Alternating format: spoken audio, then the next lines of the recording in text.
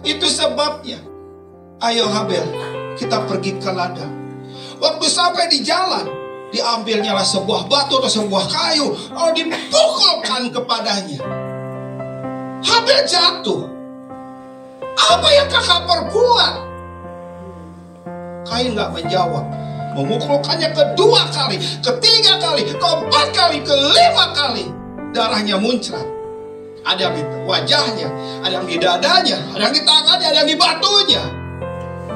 Dan Kain melihat Habel meninggal. Puas? Apakah dia bunuh Habel, maka korbannya itu akan berkenan kepada Tuhan? Enggak. Karena ini bukan korban. Ini tentang kehidupan. Ini bukan persaingan. Ini bukan permainan musik. Ini bukan lagunya. Ini bukan suaranya. Ini tentang hidupnya. Kain membunuh Habel. Ketika Kain mempersembahkan, asapnya seperti biasa. Yang gak ada lagi. Asapnya yang lurus ke hadapan Tuhan. Kain menganggap kalau Habel dibunuh, maka dia akan menggantikan Habel. Gak bisa. Dia salah. Dia bawa prestasi. Dia bawa persaingan. Dia gak suka dengan ada orang yang lebih baik dari dia. Itu roh Kain. Dan itu banyak di gereja. Itu yang bikin gereja tidak diindahkan Tuhan. Itu yang bikin gereja Roh Kudus gak betah. Itu yang bikin gereja Roh Kudus gak hadir dari awal sampai akhir. Gereja sebelum orang berkumpul, Roh Kudus sudah hadir. Aku kangen dengan penyembahan mereka. Mereka lagi kumpul, mereka lagi sapu-sapu, mereka lagi ngepel. Bisa nggak kita cari orang untuk pembantu ngepel ruangan? Bisa. Tapi itu bukan penyembahan. Penyembahan itu sambil ngepel, sambil nyapu. Penyembahan itu dia nyiapin tempatnya. Karena di situ hatinya.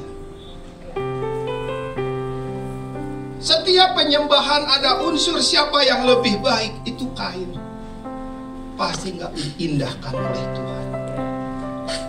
Setiap yang nggak diindahkan Tuhan, pasti nggak suka dengan yang hidupnya diindahkan oleh Tuhan.